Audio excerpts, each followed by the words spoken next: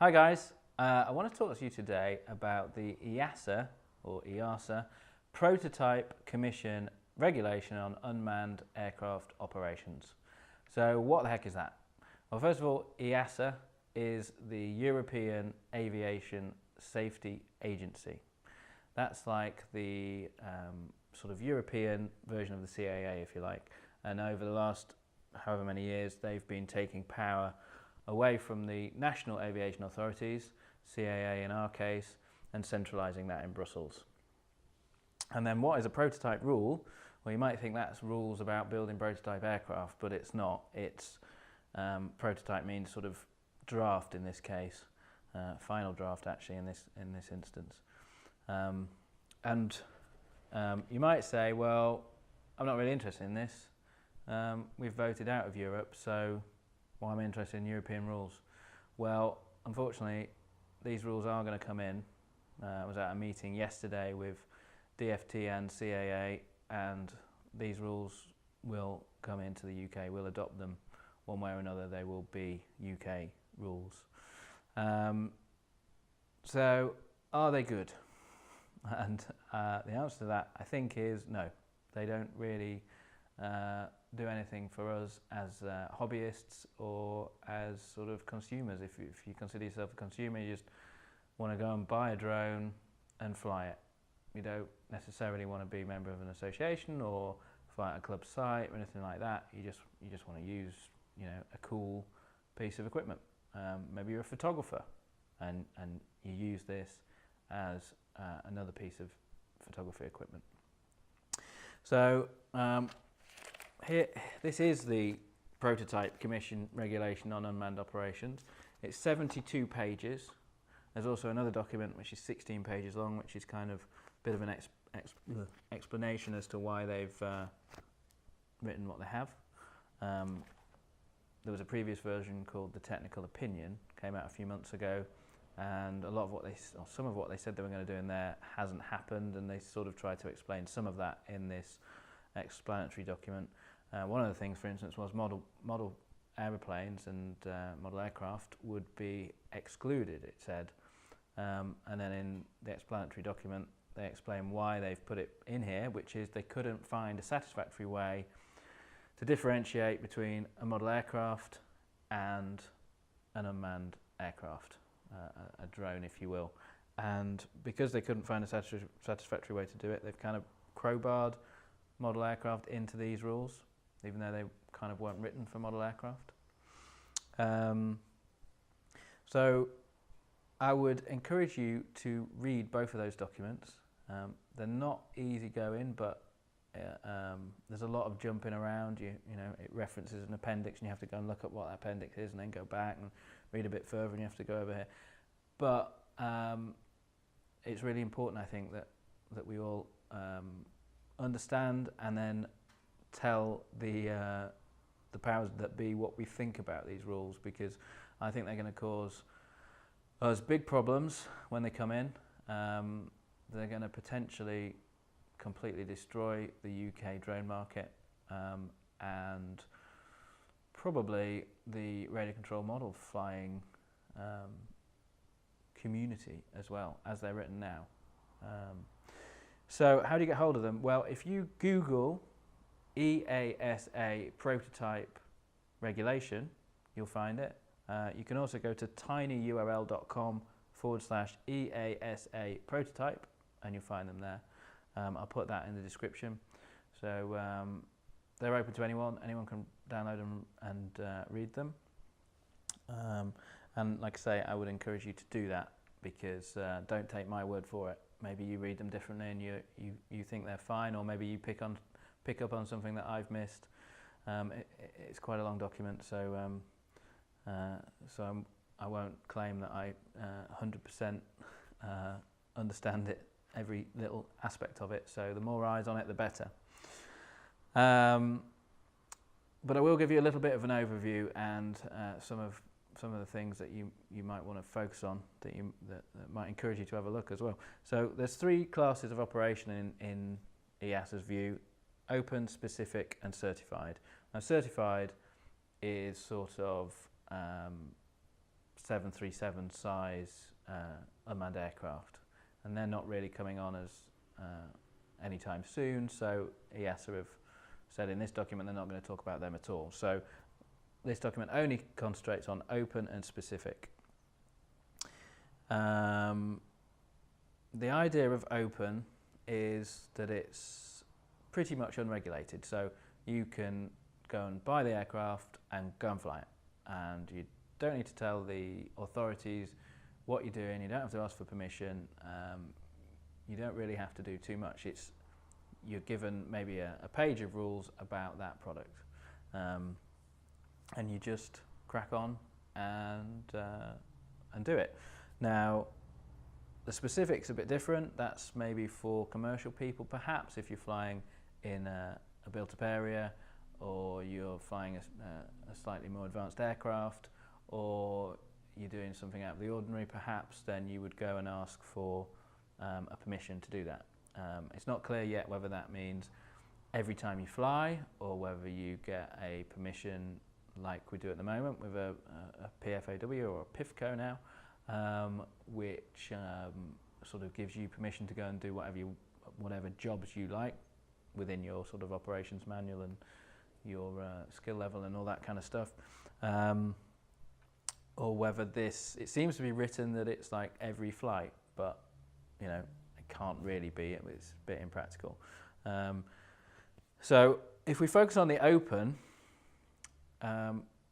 there's 4 classes: A0, A1, A2 and A3. Now A0 is the lowest class, so that's 250 grams or less. That's the only class where you can build your own, and it has to comply with the sort of stipulations that they're setting down. And the way this will work, apart from for that very small class where you can home build, is that these will be made by serious manufacturers in factories to comply with these A0, A1, A2 and A3 CE regulations. They're going to be sort of just like the current CE regulations for power output and for sharp edges and all that kind of stuff. Presumably the manufacturer will have to design and develop and manufacture that product, take it to a CE testing lab, and they will give it the stamp, and it will have a picture of a multi-rotor on it, and it will say A0 or A1 or A2 or A3. So first of all, looking at the A0, we've said it's under 250 grams. It's also limited to 50 meters of altitude. You're limited to flying at 50 meters of altitude, but also it's got to be electronically limited to 50 meters. It's also got to be electronically limited to 100 meters away from you. So I don't know of any aircraft on the market at the moment that has that kind of limitation, particularly in the sub 250 gram weight range. That sort of range, it's sort of toy territory, probably quite a relatively cheap product. Doesn't have GPS, so how could it tell how far away you are? Might have barometric, but not necessarily. It doesn't necessarily even have a barometric sensor. It's also limited to 54 kilometers an hour, 15 meters per second. So if you're thinking you might be able to build a racing drone and sneak it in under 250 grams, I think you'd be quite impressive if you did. But again, 54 kilometers an hour, you're not going to be very competitive in a race. So then we move up to A1. It's got to be factory built. Let me look at my whiteboard, because I was explaining this all earlier. So the first thing I notice is you've got to be registered. They're saying that to fly an A1, A2 or A3 you have to be registered. Now I think registration is crazy. I can't see that a terrorist or somebody who wants to use a drone to drop things into prisons or anything of that nature is going to bother to register. I can't believe that they're going to go and queue at the post office to get their registration certificate and clearly show it on the aircraft. Now, I've been told before by the government, shall we say, that there's two points to this. One, that it would generate revenue, and two, that the ministers have to be seen to be doing something. And I reject both of those, really, because I don't think it will generate revenue. I think unless you're going to charge a crazy amount, like £150 to register a drone, I can't see that, you know, charging someone £5 would cover its own costs. You're talking about setting up a sort of drone DVLA to administer these registrations, and I can't see that the £5 would cover the cost. Assuming there is a charge, of course. And the other argument that, what did I say? It would generate revenue and ministers have to be seen to be doing something. Well, I think ministers would be seen to be doing something, spending all this money setting up a drone DVLA, but when a drone crashes into a prison and they're not able to identify who it belonged to, the minister's going to look pretty stupid as well. So I don't support registration. We're already members of associations and things like that for insurance purposes, but you know, I don't see mandatory registration as required, really. And if you agree with me, you should definitely reply to this and tell them so. I'm going to be saying that a lot more in this video. But let's look at the other things that are in an A1, because that's just the first. So you've got to be at least 14 years old. You've got to, you've still got a 50 meters max altitude. And like I say, the aircraft has to limit you to that. You've also got this thing. Now the max weight, by the way, is 25 kilos. There's no limit between 250 grams and 25 kilos. At the moment, we've got a 7 kilo limit. We've also got a 3.5 kilo limit for the FPV exemption. So at the moment, we recognise that you know, there are different levels of weight that have different risks. In this document, though, they kind of use a different method, I suppose, which is a thing called the AIS, which is the abbreviated injury scale. I think that's right. And it's from the automotive industry, apparently, and it's sort of the way they estimate or rate how bad a car injury would be. An injury on a person who's been in a car accident. So we're saying on this one, to fall into the A1, you have to be, the aircraft has to pose a risk of AIS 2 or less. That's probably about it for that one. A2, if we move up to A2, and that's where the AIS estimate is more than 2 and less than 4, we then have to have registration again. We have to have geofencing now, and a lot of aircraft already have geofencing. That's kind of not a problem, but we have to understand what EASA mean by geofencing. They're talking about no drone zones, sort of controlled from Brussels, but what are these no drone zones, and what exactly do they mean by geofencing? And we need to be a bit careful, because we don't want to sort of think they mean what we've got at the moment, and then actually it means something a little bit different. And we also need to have a way to override that. I'm a strong believer of that, because I know a number of people who fly on airfields, maybe after hours. They've got the permission of the SATCO. In one case, the person I'm thinking of is the managing director of the airport, and he has the permission to be there. Another one uses drones for scaring birds off the runway, and we also I'm aware of the AAIB, which is the Air Accidents Investigation Branch, and they use their drone to investigate air accidents, which often happen on runways. So they need to be able to fly there. So there needs to be some way to override as well.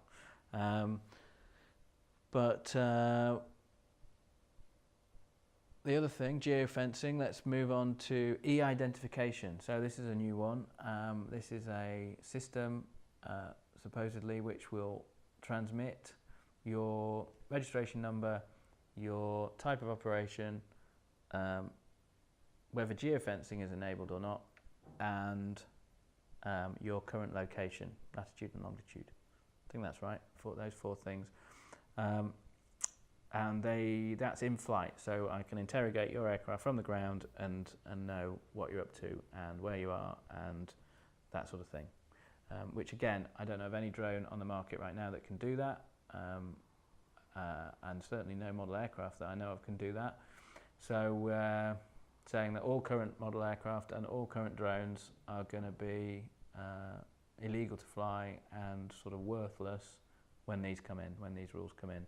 So that's quite a big thing, and it's no small task. You know, a typical drone racer, he's not going to have the carrying capacity or the technology on board, or certainly not a Watt 4 radio control plane. It's not going to have the facility to have any of these things, geofencing, for instance, and your e-identification and all that stuff built into a simple balsa aircraft is just not going to happen.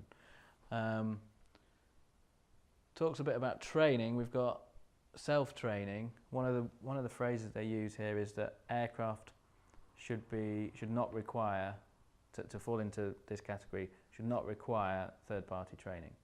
Well, I know a lot of drone racers who, and I don't know anyone who's had lessons to be a drone racer. But could you give that to a member of the public and say, there you go, fly that drone? I don't think you could. A racing drone would likely be crashed within a few seconds if you gave it to a random person off the street. So they've not had third-party training, but is it so simple that anyone can do it? No. There's an element of learning and skill and crashing, and a big element in racing, I'd say, to do that. So again, that's a bit rubbish in this document. So you're still limited to 50 meters on this one as well, which is 150 feet, by the way. You've also got to have return to home. It's also got to be built for minimum noise. So quite what that means, we don't really know. And then if we go up to A3, which is kind of the top category here, you've got to have registration, you've got to have geofencing, you've got to have e-identification, you've got to be at least 14, you've got to have training, you've got to keep it within visual line of sight. You can now go up to 150 meters, which is roughly 500 feet, 494 feet, I think. Altitude limitation 150 meters, so the aircraft itself won't let you go above 150 meters. Built for minimum noise, has a return to home, and also has no single point of failure. So we're now talking about a fully redundant system with 2 flight controllers, 2 GPS, 2 compasses, motors that if one goes down, the rest can take over. Again, I don't know of a system on the market that has all of these things. So everything we've got now is going to be defunct when these come in. So yeah, that's a brief overview. I've already talked for far longer than I expected, than I hoped to. But please have a read, get your head around it, and then please reply and get everyone you know to reply to the EASA reply address. Now, please, whatever you do, don't use a template letter or don't copy and paste what your friend sent to EASA. And be polite as well. I heard someone use the term, dear faceless bureaucrat. I don't think that'll go down well. Be polite and courteous and give them your opinion. But don't use a template letter, because if we get 30,000 people to send a template letter, it will be counted once. That's one voice. If we get 30,000 people to send individual letters that are sort of custom written, then that will be 30,000 voices. So please do that. We've only got until mid-October. There's no specific date, it just says mid-October. So please get it in as soon as you can. The other thing is, we were quite successful, some of you already know this, in 2009 with getting our MPs to help us. So to cut a long story short, all the members which at that time was only about 50, wrote to their various MPs. 28 MPs wrote to the Chief Executive of the CAA and the Minister for Transport, stood up in the Houses of Parliament, in the House of Commons, and said, what are you going to do about this? And that got me a meeting with the Civil Aviation Authority, and over the next 9 months we negotiated an exemption, which is basically a change in the law to all intents and purposes, and every year since that's been renewed, and that's the only reason that FPV can be done in this country. So we have a precedent which that MPs can be helpful. So please write to your MP as well. Say that you're not happy about this. If you voted, well, it doesn't matter whether you voted. The country voted for us to be out of Europe, so that crazy over-the-top regulations like this weren't pushed over to us from Brussels, and that seems to be exactly what's about to happen here, even though the country voted for Brexit. So maybe that's a point you can make to your MP or your MEP, both if possible. So yeah, I think there's a lot in here that we don't want to accept, and we need to make EASA aware of that, and hopefully they'll soften it in the final version.